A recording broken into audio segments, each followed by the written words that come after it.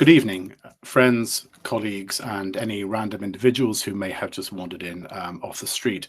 Welcome to tonight's BOFAS Virtual Journal Club, which is entitled Propping Up the Bar, the Changing Management of Tarsal Coalition. I'm James Ritchie, and I'm here to guide you through the first half of the evening. Tarsal Coalition, of course, is one of those areas which for many years languished in the traditional orthopedic therapeutic dungeons of have an insole, try a bit of physiotherapy, and if in doubt, chop it out. But fortunately, in recent years, there's been a resurgent interest in the area, particularly in talocalcaneal coalitions where results haven't always been optimal with traditional management. So now we have all sorts of discussion around the indications for coalition resection, the surgical techniques, the potential role for deformity correction, and even whether you need to resect the coalition at all. So I'm sure this will be an interesting evening. To that end, we are very privileged to have with us two distinguished senior authors. We have Dr. Mohamed Mokhtar Abd-Ella, who's a professor of orthopedic surgery at the Ain Sham University in Cairo, Egypt, and also Dr. Vincent Mosca, who's the professor emeritus. For those not familiar with the classics, that means retired, but he's still, very much up for discussion in the Department of Orthopedics, University of Washington School of Medicine in Seattle.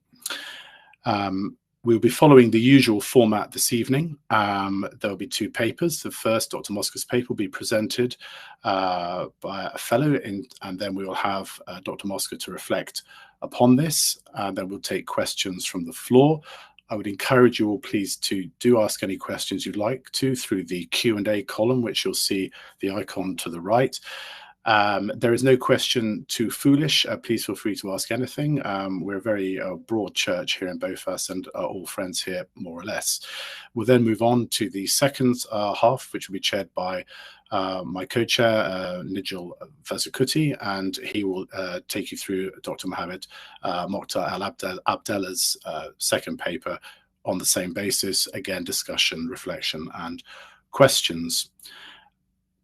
Before further ado, I think I'd like to thank both our senior authors, Professors Mosca and Abd-Ella, of course, our wonderful fellows who've prepared their presentations, Caroline Plant and Hesham Oshba, and our IT team pedaling tirelessly away to keep the whole show on the road. If it was left to me, it would be back to quills and parchment, Ms. May Labidi and Ben Lau, and of course my long-suffering co-chair, Nijil Vasukutty.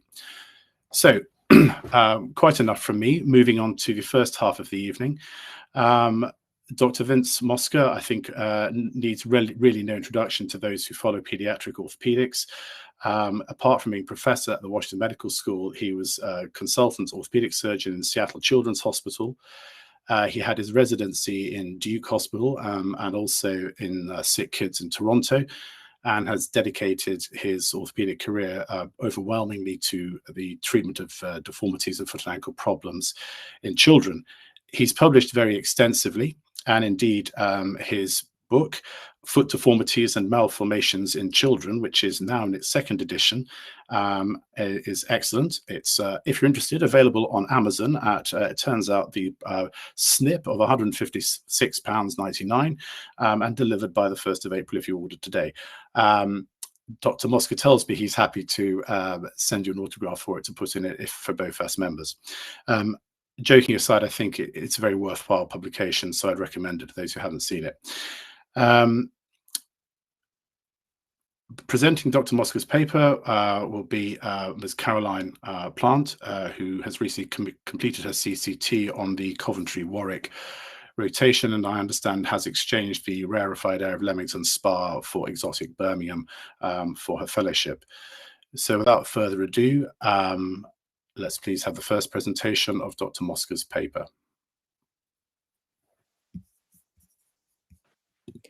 Hello, I'm Caroline Plant, and I will be presenting Mosca's paper on the talocalcaneal tarsal coalitions and the calcaneal lengthening osteotomy and the role of deformity correction. Tarsal coalitions are prevalent in 1 to 2% of the population. The majority are middle facet talocalcaneal coalitions. Of all coalitions, 25% are painful.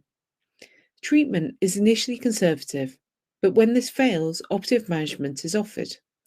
At the time of this article, operative treatment involved either a double, triple, or isolated subtalar arthrodesis, or a tarsal coalition resection.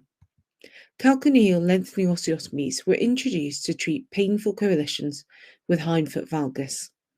This paper presents the short to medium-term outcomes for the treatment of painful middle facet talocalcaneal tarsal coalitions and hindfoot valgus with a calcaneal lengthening osteotomy, either in isolation or as an adjunct.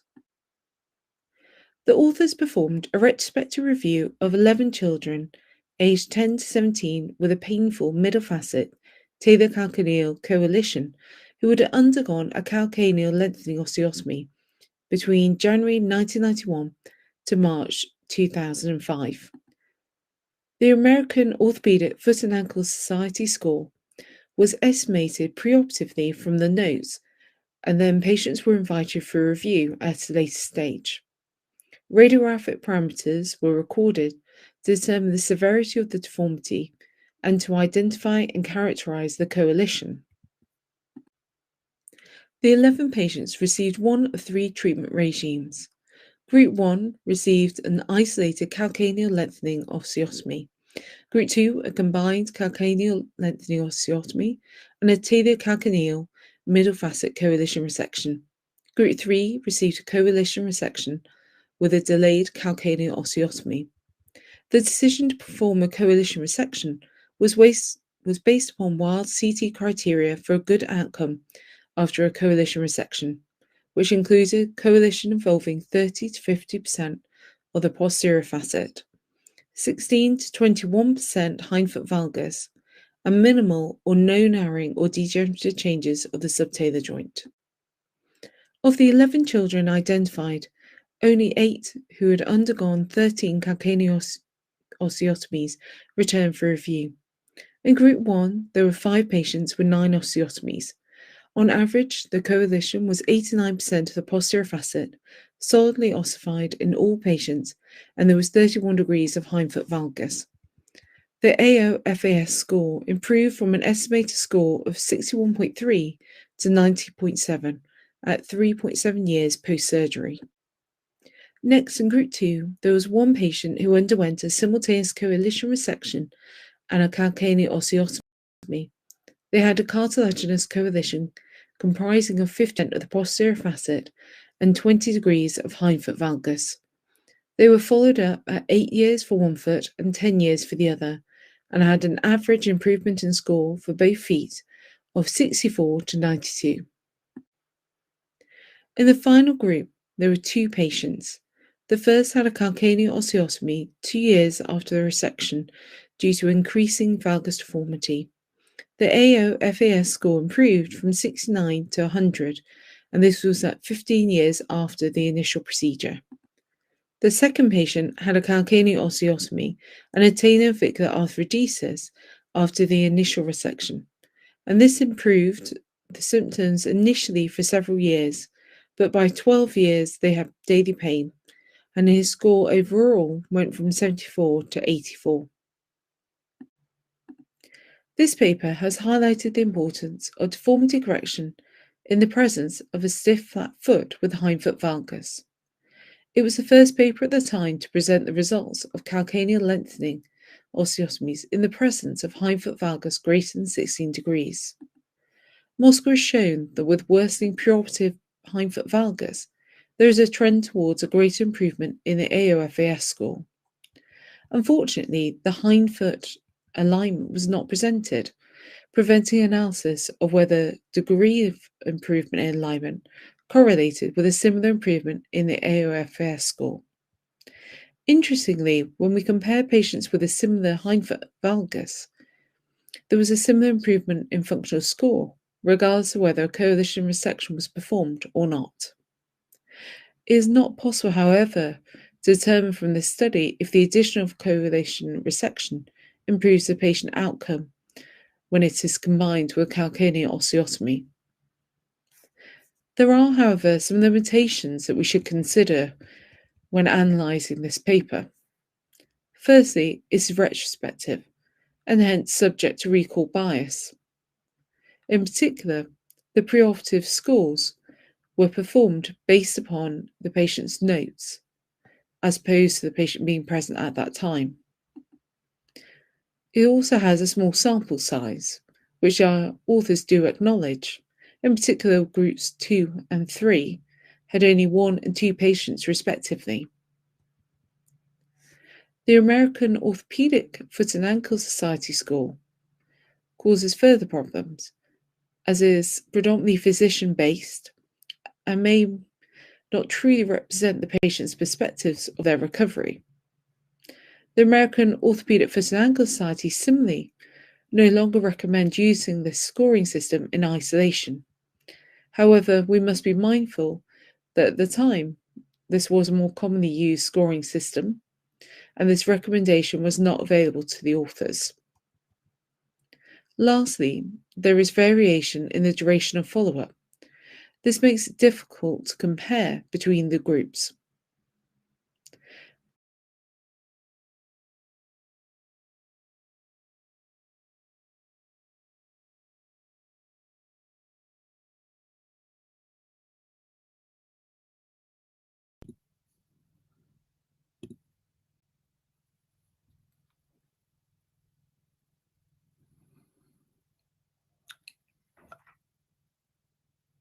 I think that seems to conclude the presentation, perhaps fractionally prematurely, but nevertheless, I think we get the summary and the messages. So following that wonderful presentation, Caroline, Prof. Mosca, over to you. Would be kind enough to share your reflections on the paper, why you undertook it, and your thoughts from there on out. Well, thank you, James, and thank you for inviting me to participate in this. And Caroline, I thought that was an excellent and honest summary. In particular, one of your questions was, is resection needed? Is it ever needed? Because although the numbers were admittedly small, we didn't see a difference in outcomes by what was available at the time between those who had deformity correction alone and those who had deformity correction and resection of the coalition. So this paper might actually beg the question of whether resection is important. I get asked that question a lot, and we'll come back to that. The other thing you brought up fairly was, what was the state of patient-reported outcomes in the early 2000s? And the answer is, it wasn't very good at all. There were no studies that I can recall in the early 2000s that were pediatric specific. Even the AOFAS scores are for adults. So this whole concept that now all of you who are listening are indoctrinated with about patient-reported outcomes and the absolute importance of them, it's taken decades to make sure that they're valid, they're reproducible, they're age appropriate. So all these things were not available back then. And the reason that my fellow at the time, who was Wes Bevan, he's from Australia, from New Zealand. Oh, he'd kill me if I said that. Anyway, he's from New Zealand. When we decided to look at these patients, it was just to get an idea of, do we have any information beyond what history tells us? This paper spent some time on data, but I spent a lot of time in the discussion in particular and in the introduction talking about what was known at the time about tarsal coalitions. And a lot of it was not very good science. And it was all inferential, and it was based on 1945, Harrison Beath saying all tarsal coalitions, subtalar coalitions that hurt should undergo triple arthrodesis. And then in 1987, Scranton said, wait, maybe you can resect some if the coalition is small. But then he didn't have any data to clearly say what small meant. He came up with 50% of coalition versus the size of the posterior facet, but there's no data in that article that confirms that percentage. He just sort of made it up, but it became the law. And then in 1994, when Wild and Tarot and those who were from Australia looked at CT scans, they came up with the 3 criteria that you really showed in that beautiful slide that had the 3 parameters, criteria to look for. But in that study, they said if each of these 3 parameters is on the good side, you should resect the coalition. And if the 3 are on the bad side, you should perform triple arthrodesis with no middle ground. So when Scranton said, hey, in 1987, I think we can resect some, there just wasn't enough information to know which should be resected. So the summary here is that this has been all over the map. What should be done to help adolescents with painful talocalcaneal tarsal coalitions? And what's really clear is that it's an algorithmic approach that's important. I think that was the best part of the article that we wrote was that we came up with an algorithm. And since then, which was 13 years ago, I've worked and reworked the algorithm. It coming up with the same conclusions, that sometimes you just need to resect the coalition. Sometimes you should resect the coalition and perform deformity correction. And sometimes you should just do deformity correction. Those are the 3 big choices. And have scientific, but still needs validation, reasons to choose from one of the 3. Anyway, it was an article that now probably wouldn't get published 13 years later because we don't have the prose, but at least it got in and it started a discussion. And what I shared with James previously is something I hope you will all have access to, which is a perspectives article that a friend of mine from Argentina and I wrote last summer in the Journal of the Pediatric Orthopedic Society of North America, J. Posna. It's a perspectives article on the criteria for managing subtalar tarsal coalitions, in which we look very carefully about what Wild and Tarot said. And what so many other authors have focused on is the size of the coalition. My experience, my study, is that the size of the coalition is absolutely immaterial. It has no bearing on anything, yet it was the low-hanging fruit. Number 1, it's hard to measure.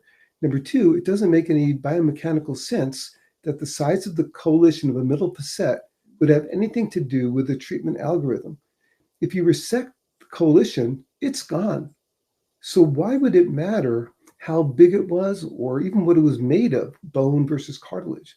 What matters if you resect the coalition is how healthy the posterior facet is.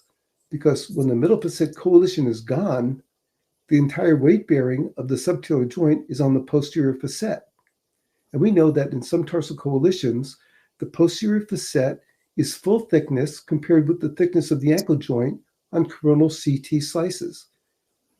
But on others, if you look at the coronal CT slice, the posterior facet is a half or a third the thickness of the ankle joint. Note that the radiographic, not clinical, but the radiographic definition of arthritis is a narrow joint. And the reason that narrow posterior facet joints in feet with tarsal coalitions do not hurt, they don't hurt, they're narrow. They don't hurt because they don't move because of the middle facet coalition. Once you resect the coalition, the posterior facet moves. So if it has radiographic arthritis, meaning that it's narrow, but it doesn't hurt, and then you resect the middle facet coalition and establish motion in the posterior facet, the radiographic arthritis will likely become clinical arthritis because it will move. And the treatment for that is to fuse it. It was already fused. So it doesn't make any sense in the case of a narrow posterior facet to resect the coalition and then have to refuse the already fused joint. That's why the largest number of patients in my series were group 1. They had narrow posterior facets. And yes, I measured their coalition percentages to be an average of 89%, greater than 50. But the real point was they all had narrow, you can see in the chart, they all had narrow posterior facets. And that's why I chose not to resect the coalition. Their pain was not from the coalition. It was not from the posterior facet. It was not from stress transfer. It was pain under the medial midfoot. They had flat feet with tight Achilles tendons. So flexible flat feet with tight Achilles tendons have pain under the midfoot, and rigid flat feet with tight Achilles tendons have pain under the midfoot. It's a deformity pain. And in all of my patients who had rigid flat feet with tight tendon Achilles, narrow posterior facets, for which I wouldn't want to subject them to changing radiograph to clinical arthritis, I just performed deformity correction. And they all had great results in an average of 3.7 years later, correcting the deformity and not focusing on the size of the coalition or the smell or taste of the coalition. It doesn't matter. So that article, like I said, I doubt it would be published today. I'm glad it was published. It started a lot of thinking and some more research that I'm actually still involved in performing with an international group. The point is that we need to have an algorithmic approach to managing talocalcaneal tarsal coalitions based on where's the pain, how healthy is the posterior facet, and how much deformity is present. And the few cases in my paper also recognize that, especially the one where the coalition had been resected a few years ago and the foot got flatter. That's why I had to do the calcaneal lengthening in group 3, because that patient lost the tension band of the subtalar joint, which is on the medial side, the middle facet. The tension band was removed and the flat foot got flatter. So many people have written to me and shared that that's been their experience. They resect the coalition, they have a lot of flat foot deformity, and the feet get flatter and more painful. So if a coalition is resectable based on a normal thickness posterior facet, and there's a lot of deformity, the thick posterior facet indication for resecting the coalition, and a lot of deformity indication for concurrent deformity correction. So I think that would be my overall comments. Again, I thought you did a great job, Caroline, in reviewing the paper and being honest with it. That's where I am today. Thank you. Vince, thank you very much for that very enlightening review and very honest and frank review of your paper. So I'd also encourage, by the way, anyone in the audience, please feel free to submit your questions to the chat. I have a couple of questions, Prof. Go forward. So it's fair to summarize, I think, that the message from your paper is not, or the headline message is not, you don't need to resect coalitions, but rather there is a staged approach and think about the health of the posterior facet. Because that's, in a way, it's become known as the paper that says you don't necessarily have to resect the coalition, which is not perhaps the balanced message. Certainly it's my experience that I think you can destabilize the foot by resecting that medial tension band, because, as you say, you're destabilizing a stable situation. We do have some questions coming through from the chat. So firstly from Anna Peak, Prof. Mosca, can your conclusions from talocalcaneal coalitions be extrapolated to other tarsal coalitions? Not necessarily. So calcaneonavicular coalitions, let me just say, the talocalcaneal coalition is a joint fusion. It's a spot fusion of the subtalar joint. I believe you should all or do know the concept of the calcaneal pedal unit. The calcaneal pedal unit, CPU, is all the bones of the foot except for the talus. The most proximate part of the CPU is the acetabulum pedis, is the subtalar joint complex. So that's it. There's a talus, and then there's all the other bones, and the major joint between them is the major moving part of the foot. Kids and adults. It's either inverts or everts. It either moves normally or it's exaggerated eversion or exaggerated inversion. But between the CPU and the talus is where all the action occurs. A fusion between part of the talus and the calcaneus is a fusion across the subtalar joint. It can't move. And when people write in their notes, oh, there's some restricted motion with the tarsal coalition, there's not restricted motion. There's no motion. If you have a coalition, there's no subtalar motion, period. It doesn't move. The calcaneonavicular coalition, however, is all within the calcaneopedal unit. It's all within the acetabulum pedis. If you look at the analogy of the hip joint to the subtalar joint, a calcaneonavicular coalition is like the transverse limb of the triradiate cartilage in a hip. It doesn't cross the joint. In fact, the only reason that a painful calcaneonavicular coalition restricts motion is probably because of adjacent inflammation, but it doesn't cross the joint. So again, we have to think of them quite differently. And everything that I wrote in this article and what I've been speaking about so far has been about talocalcaneal tarsal coalitions, and CNs are a whole nother journal club. Absolutely, they're quite different beasts, aren't they? They just happen to have the same name. Yeah. So another question from Ayobali, touching on the vexed point of why a coalition is painful. He asks, Prof. Mosca, deformity correction in massive middle coalition is a great option, but how to differentiate the source of pain? Is it from the deformity? Is it from the coalition? And if you can answer that one, please, can you turn base metals into gold, by the way, because I'd love to see it. Whoever asked that question, that's the key. Everything else that was spoken about up to this point doesn't really matter. Where's the pain is the most important thing. And Caroline pointed this out. From what we know, the natural history of tarsal coalitions is that only about 24% hurt in a person's lifetime. You can live a whole lifetime with a coalition. About 24% hurt. And if you manage them non-operatively, between 30 and 50% of those that are painful will become painless. The goal is not to have elimination of a coalition. It's to not have pain from a coalition, and you only have about a 1 in 4 chance of having pain if you have a coalition. So that's number one. As far as the pain goes, and I've written this, it's in my book, it's in a lot of other reviews thing I've written, that's critical. So pain from a coalition can be within the synchondrosis of the coalition.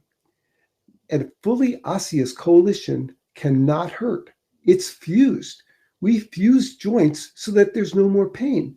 So if someone has an osseous, fully ossified coalition, there's no way that there's pain there. The only pain in that type of foot can be either stress transferred to other joints or due to the shape of the foot deformity. But it can't be pain at the coalition. It's fused, period. That it cannot hurt. Where else can there be pain? I already said it could be stress transfer. Well, in adolescence, they haven't put enough miles on their feet to have stress transfer to Chopart joints or to the ankle. Adults could, but kids don't. And you could see if you get MRI scans, number one, you never see inflammation in a solid coalition. And number two, in teenagers, maybe some rare exceptions, there's no pain, there's no inflammation in Choparts or in the ankles. That's an adult thing. And then, so it either hurts at the synchondrosis, if there's still synchondrosis, or it's stress transfer, probably doesn't happen in kids, or it's pain from the deformity, which is a clinical evaluation. Is there callus under the medial midfoot? Is it tender there? Do they have a tight tendon Achilles? All the things that would create pain in a flexible flat foot with a tight tendon Achilles. But like I said, that's number one critical is where's the pain? Because you put that in your algorithmic formula with how thick is the posterior facet? That's number two. Number three, how much deformity is there? And then you can start making some decisions. I think that's really very helpful. We're almost out of time, but just very quickly, one more question from Donatas Chelebinskas. So, Prof. Mosca, is isolated lateral column lengthening limited to coalitions involving middle facet and cannot be performed when the posterior facet is involved? So can you do a lateral column lengthening with a posterior facet involved? And he also says, which joint, which bar or both bars should be resected in a Rosansky type 5 coalition if you're considering a lateral column lengthening. So we're really quite technical now. So in the interest of time, about 7%, according to Mubarak and the group from San Diego, about 7% are posterior facet. And it's not really posterior facet. It's like an exostosis on the posterior medial corner of the posterior facet. It's almost extra articular. They cause the second medial malleolus sign, and they're really extra articular. When you remove them, you cut flush with the talus above and the calcaneus below, there's no resection cavity. It's an exostosis with a coalition. It's an add-on phenomenon. And I've treated many of them, many, 7, 8, and they never have deformity. So once you remove the coalition, they have normal shaped feet. That said, the reason that one can perform a calcaneal lengthening osteotomy, whether it's a painful flexible flat foot or painful rigid flat foot, is that in the rigid flat foot, the coalition is in the middle facet. And the way I described, not Evans, but the way I described the osteotomy was to cut between the anterior and middle facets. So if the middle facet is normal or if the middle facet is fused, it doesn't matter. The osteotomy exits immediately anterior to the coalition, to the middle facet, and deformity correction is the same whether it was a flexible flat foot with a normal middle facet or a coalition with a fused middle facet. And so I demonstrated that both in my results and also in a cadaver study that I did with a couple of our co-authors here, showing that when you perform a calcaneal lengthening osteotomy, all the action is from the osteotomy anteriorly, not posteriorly. Why the valgus goes away isn't clear. Even the CT scans couldn't tell us why the valgus went away, but the deformity goes away. Yeah, absolutely. Prof, I think we're out of time for the moment, but please feel free to stick around for the later Q&A. So I'll now hand over to my co-chair, Nijil Vasukutty, to take us through the second paper and second half of the evening. Nijil. Thank you, James. Hello, everyone. So we'll move on to the second half of this virtual journal club. So the next paper is from Professor Mokhtar Abd-Ella from Cairo. Professor Mokhtar Abd-Ella is an Ain Shams University in Cairo, and he's well published and is a great academician in Egypt. So he's asked me to keep his introduction very simple this evening. So we are looking at his paper published in the EFAS journal in 2023. This was an RCT where they looked at coalition and arthroeresis versus coalition and osteotomy. So this paper will be presented by Hesham, who's a fellow at Southampton now, and is moving on to Stanmore. So I'll hand over to Hesham for the presentation, and then we can have Professor Mokhtar's reflections and discussion on this. Over to you, Hesham. Thank you.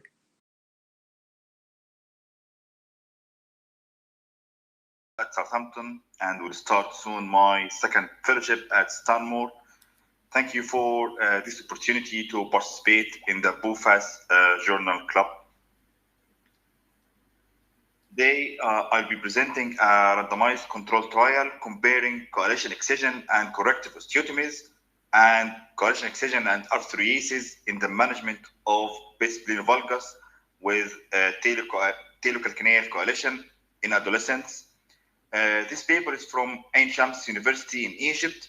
It was published in Foot and Ankle Surgery in 2023. The paper addresses a significant clinical issue, the management of rigid base splenovalgus in adolescents due to talocalcaneal coalition. This condition is one of the common causes of flat foot in young patients. And while coalition excision alone has historically been used, many surgeons now combine it with either corrective osteotomy or arthroesis to improve outcomes. Moving on to the study design and methodology. The study is a prospective randomized controlled trial. It was conducted at a single center. They enrolled 30 feet from 28 patients, all aged between 10 and 20 years.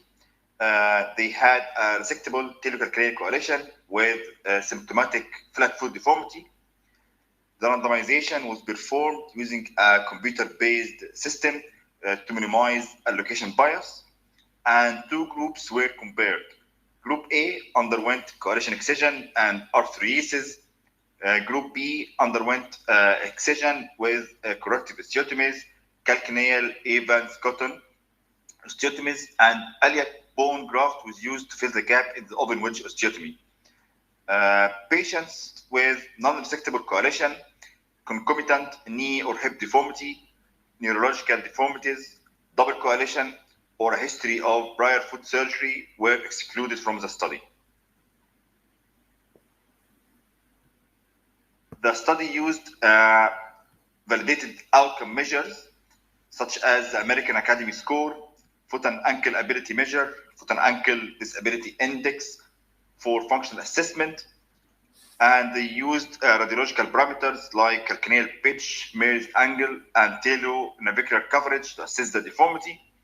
The pain levels, analgesic requirements were assessed, and also the complication rates and the satisfaction post-operatively.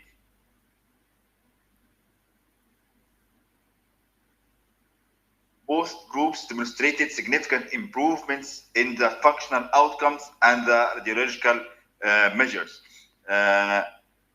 All the clinical scores have improved significantly. The improvement in the radiological measures indicate substantial correction of the deformity. There was no statistical significant difference between the two groups in both outcomes. One notable finding was that Group A, which underwent arthrodesis, had a higher complication rate, mainly implant-related issues. However, this didn't reach statistical significance. 4 patients in this group had post-operative pain, and 2 of them, the pain has settled with analgesics and rest. However, the other 2 patients needed implant removal.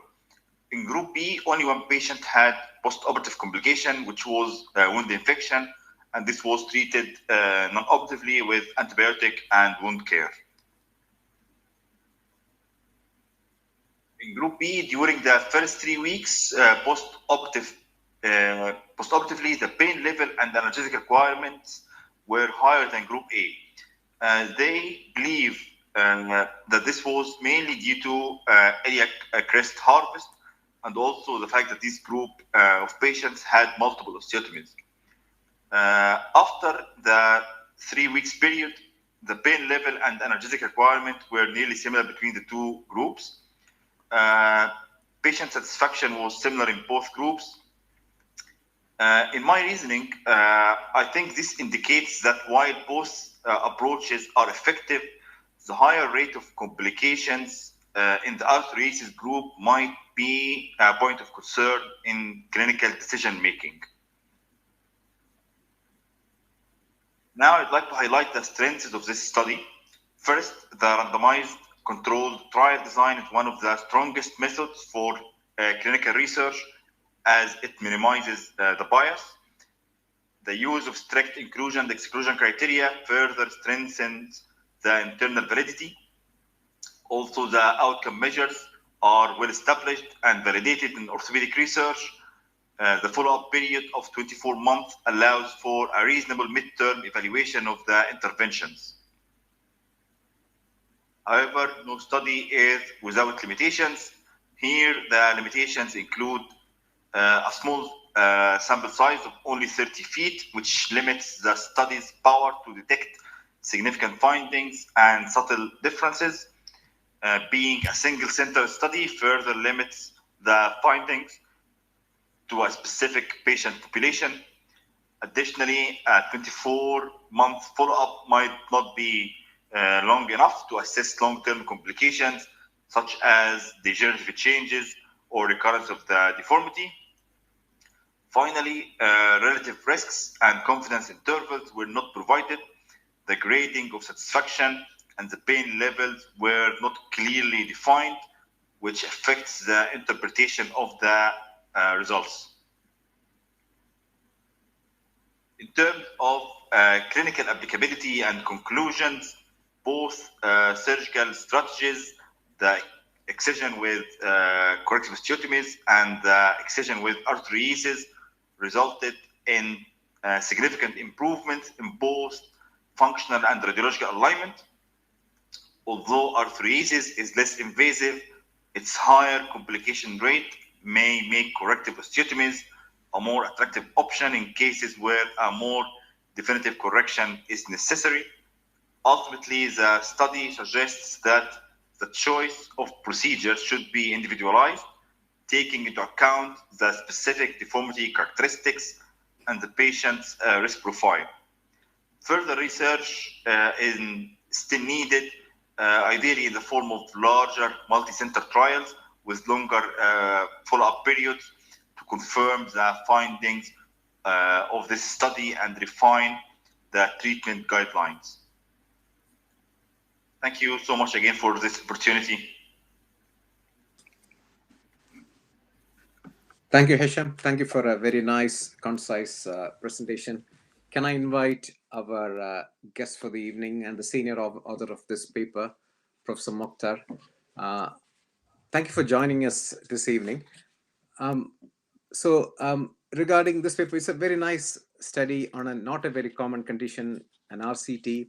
Could you kindly give us your thoughts and reflections of this study and your experience when you published this, please?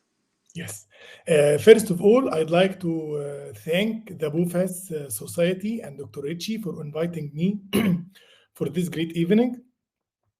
And I'm very happy to listen to Dr. Mosca experience. He's a world figure in this problems.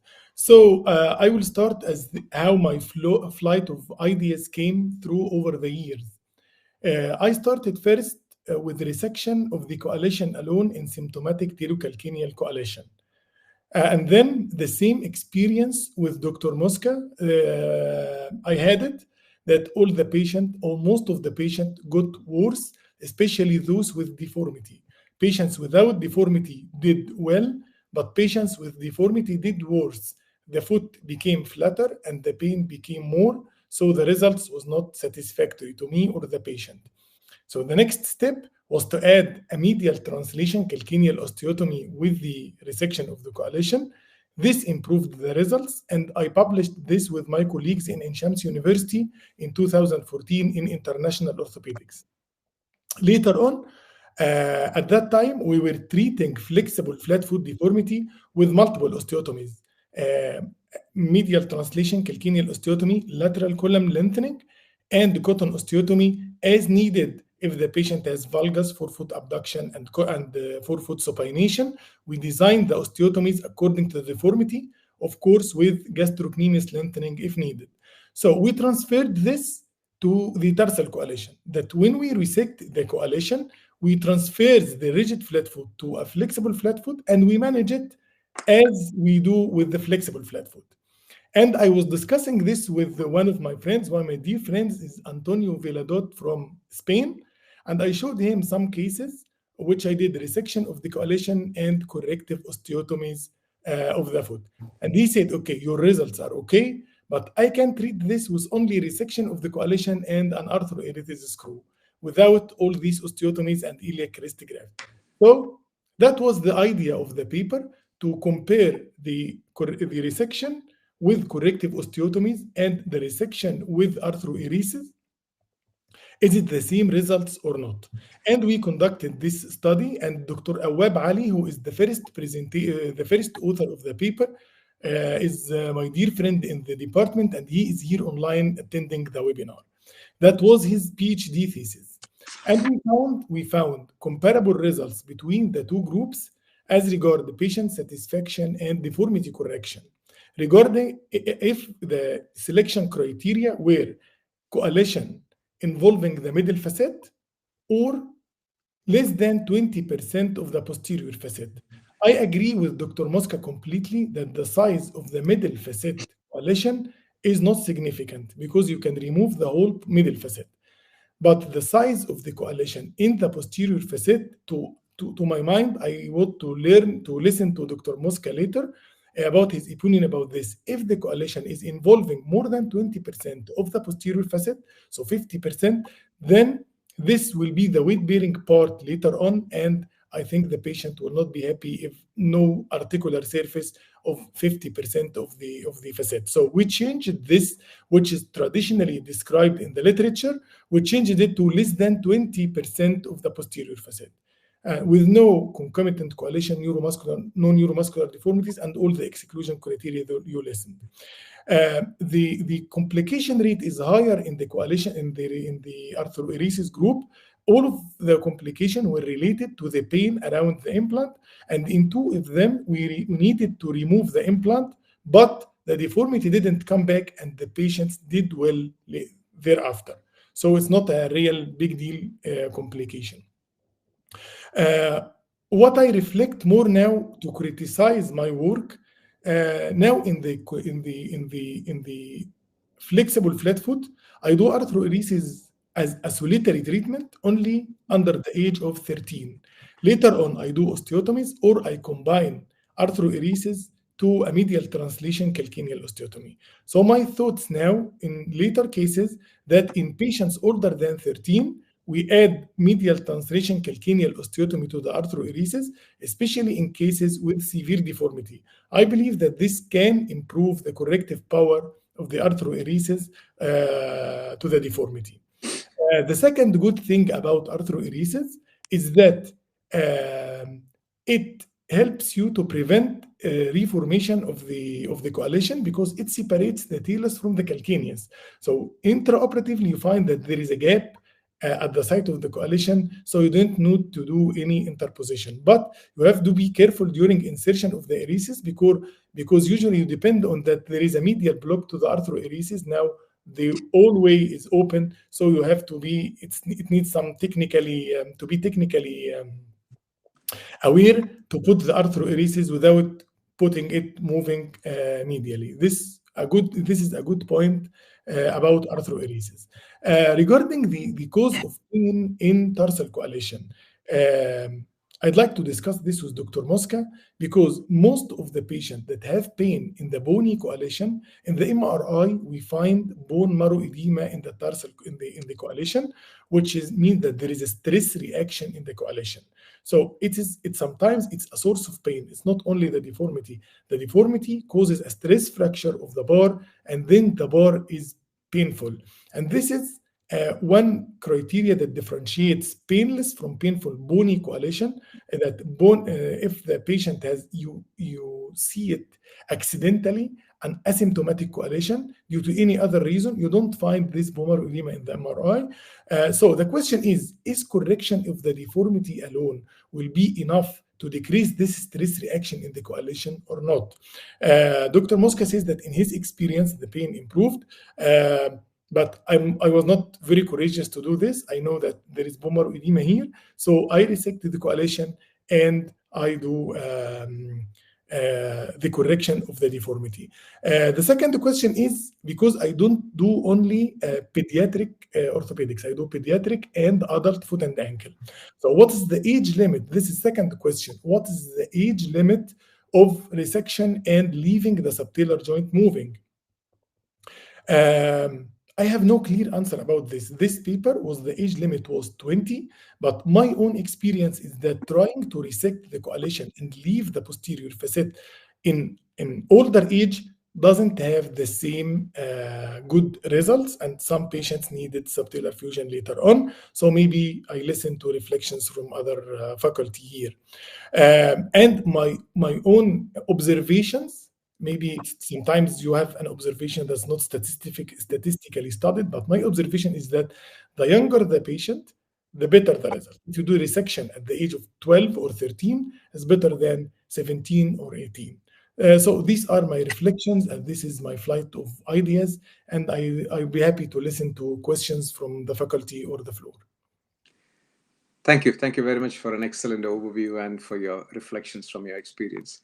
Can I just tell all our colleagues who have joined, please put in questions or any observations you have in our Q&A chat box, and then we can pick that up and we can pick our guest panel's brains to answer those questions. Now, Professor Mokhtar, can I just ask, so a lot of our audience today would be senior trainees or fellows. For their benefit, can I say what would be your go-to, because based on your outcomes of this RCT, what is your go-to? Do a combination of arthroeresis screw and medial displacement osteotomy after resecting? Okay, my recommendations based on the study is that there is one clear rule that Dr. Mosca said, that the correction of the deformity is crucial. So if the coalition is resectable, we have to resect the coalition and correct the deformity. Our study found that there is no difference between the arthroeresis and the osteotomy. So the less invasive procedure is to do the arthroeresis. But if the patient is older age or the valgus is severe, I would recommend now adding a medial translation calcaneal osteotomy to the coalition, to the arthroeresis. Okay. Thank you. I'm just taking the discussion on a slightly different tangent. So if you look at, say, Weil's paper, I think it's from the 90s. At that time, it was a seminal paper. He talks about treating them initially in a cast or orthosis for a period before offering the surgical option. I mean, he just did resections at that stage. What is your UNIS protocol? Do you treat them non-operatively for a period? And how do you manage the non-operatively when they initially present? Yes. We don't operate until we try 3 months of non-operative treatment in the form of air walker, air boot, and decrease the weight bearing, so with crutches for 3 months to see will it improve or not. To my experience, what is the aim of the conservative treatment? It doesn't correct the deformity and it doesn't remove the coalition. So what is the aim of conservative treatment? Is healing of the stress fracture or stress reaction at the bony bar. If it heals, the pain will decrease. If not, then it failed and we have to do an operative intervention. Good, thank you. And again, coming to this one question in the chat box from Donatas Slebinskas. Any thoughts from either senior author with regards to spring ligament repair, reconstruction, and FDL transfer as an adjunct to the deformity correction? Okay, in these cases of coalition, there is no stress on the spring ligament. The joint doesn't move, and the tibialis posterior is not under stress because the patient is the joint is already fixed. And all of us note during excision of the coalition, we see the tibialis posterior always healthy because the joint is not mobile and it's not working against the deformity like in the flexible, and also the spring ligament. So in cases of coalition, we don't need these soft tissue procedures. We may need peroneal tendon lengthening because of the severe valgus deformity, severe fixed valgus deformity. Sometimes the peroneal tendons are tight and we can lengthen it, and the Achilles, but soft tissue on the medial side is not needed, in my experience. Yeah, while on that, in Professor Mosca's paper, you do mention tightening the medial structures, I mean, mainly the talonavicular capsule and doing some lateral releases. Well, my interpretation of Evans' concepts, everyone talks about the Evans procedure. No one does the Evans procedure. He just said, cut the bone through the middle facet because he didn't know where it was and prise it open. He didn't talk about the tight lateral soft tissues, the redundant medial soft tissues after deformity correction. He thought lateral column lengthening caused the tight heel cord when it only uncovers it. And he didn't say anything about the supination of the forefoot. So my procedure from 1995 addresses all those things. When I do a calcaneal lengthening, I do every part of it, bone, soft tissue, look for the forefoot. So I do everything all at once. And you're right, if the coalition is present, then there's no stress on the spring ligament. But if you're going to resect the coalition, then there's going to be stress. And if you do deformity correction, there's going to be redundant plantar medial soft tissues at the talonavicular joint and the tib post. So I just always do the same thing no matter what, and I placate those soft tissues because they're going to be necessary now that there's a mobile soft tissue, subtail joint. And to address, I think you asked me a question about what happens if you have a solid coalition and there's a stress reaction. Well, that's from the deformity. In almost 100% of solid middle facet coalitions, the posterior facet is narrow. It's just been there so long, the posterior facet is narrow. So if it's a stress fracture, which I haven't personally seen, but I don't get too many imaging studies to look for it, but if you see that, what it says to me is, yeah, you've got to correct the deformity, and you acknowledge that. But it doesn't mean you should resect the osseous coalition because you come to the same thing. You've got a narrow posterior facet. So if there's a stress fracture, middle facet, do deformity correction, and I bet 3 months later you get an MRI, there's no stress there anymore. It's all gone because you corrected the deformity. That was why there was stress. It was deformity. Thank you. I think we're running out of time, so I might take one more question that's come up on the chat box. It's from Mr. Jamie McKenzie. What strategies do the speakers have to optimize subtalar movement post-operatively? Well, if I could play into that too, I noticed that, Mohamed, you didn't mention what your postoperative protocol was with the osteotomies. For me, it's 8 weeks of mobilization to let everything heal. And everyone thought, wow, you resect the coalition, you should move them right away. Jim Wright, who many of you know, did a long-term follow-up study on just resected coalitions, found that 15 years later, they all had 10 degrees of subtalar motion. Well, that's nothing, right? But it's enough to keep people comfortable. Intraoperatively, when I resect the coalition, I identified by putting 2 parallel stymine pins in that I get at least 30 degrees of motion. If it goes down to 10 degrees, as long as there's no pain, it doesn't matter. So I immobilize because you have to immobilize for osteotomies. And at the end of the day, my patients, we're looking at all of them now. Actually, we have about 3 dozen concurrent resections, because they're resectable, and deformity correction. We have about 3 dozen that we're looking at. And I bet they have at least 10 degrees of motion, but if they don't hurt, that's enough. That's okay. Yes.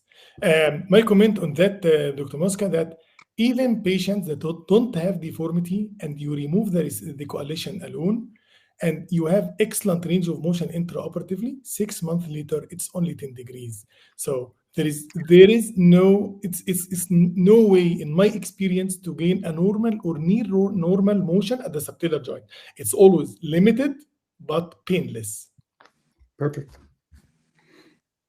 Thank you. And again, yeah, I think James has come on. That means we are on 9 o'clock. You can't see any more questions. If you don't have any comments, I'll let James. Well, let me make one more comment, if you wouldn't mind, because I'm having a ball here. Arthroresis has been looked at for decades and decades, and there are so many challenges with it that we don't have the answer to.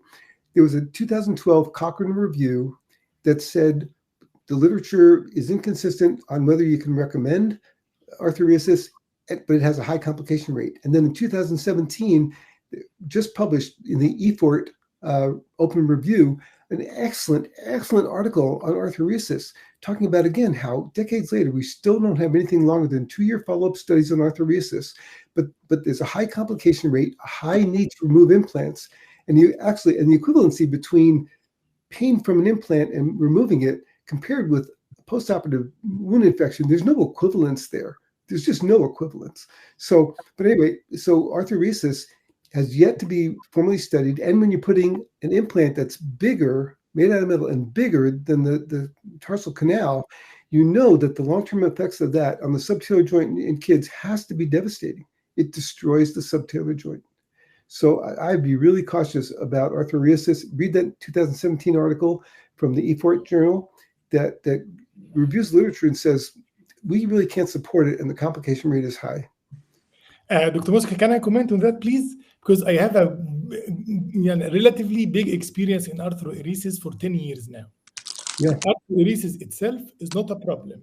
The problem, it's a very good choice, very good implant, but it's the way you use it and the indication. So, for example, we did another study that was not published yet in patients between 10 and 13 years with flexible flat foot.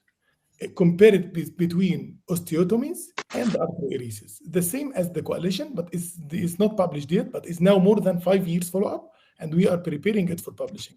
Good. Patients with arthroeresis did much better than patients with osteotomies, with less morbidity, and we needed to remove the implant in only 20% of cases, and the deformity didn't recur after removal of arthroeresis, and no patient had any subtalar joint problems. And regarding the size, in the beginning, I was tending to oversize. Now I'm tending to undersize. With undersizing and using the right age limit, we have excellent results seen in Egypt in arthroeresis. Using it in older than 13, that's why I learned from my mentor, Professor Walter in Germany. In older patients, we have to combine the arthroeresis with a medial translation calcaneal osteotomy and cotton osteotomy if needed. After the age of 13, if you rely only on the arthroeresis, it will fail. So arthrodesis is a good implant, but has a specific indication, not only in isolation, sometimes with other procedures. And with this, we have excellent results in many cases, if you know when to use it. Great. Gentlemen, I think before we disappear down the rabbit hole of the arthrodesis screw, which we could spend a whole evening on, in fact, I think we have actually done a journal club on it. I think it may have been entitled something like The Work of the Devil, but with a question mark, Mohamed, by the way. And I think actually we had Alessio on to discuss that very paper that Vince, you've kindly referenced for us. Before we go any further that way, thank you both very much. It's been a great evening's discussion, really stimulating, and I think certainly it's been a school day for me as well. So thank you very much both for coming, Prof. Mosca, Prof. Abd-Ella from Seattle and Cairo, respectively. A few bits of housekeeping to remind those attending, if you'd like to get your certificates, please either answer the feedback questionnaire to get it. You should have been emailed the link. If not, there's a reminder in the chat, and also on the chat, which has now gone up a bit, but hopefully May can put it back down, are those references to Prof. Mosca's review article on criteria for resection, and also the other one on arthrodesis group. There they are, as if by magic. It's as if someone's listening out there. So thank you all very much for attending. Thanks once again to our senior authors, Professors Mosca and Abd-Ella, of course to our excellent fellows presenting, Caroline Plant and Hesham Oshba, and to the valiant efforts of our IT team to keep the whole lot afloat, May Labidi and Ben Lau. I just remind you, the next journal club will be in 2 months' time. The date will be set out on the BOFAS website, and BOFAS members will get an email. But people from abroad are welcome to join, gentlemen. There's always an option there, so do spread it with your trainees. And finally, of course, a big thank you to Nijil, my co-chair, who keeps the whole show on the road with me. So thank you very much. Hope you all have a good evening, and good night from BOFAS Virtual Journal Club. Thank you. It was great. Super. Good night.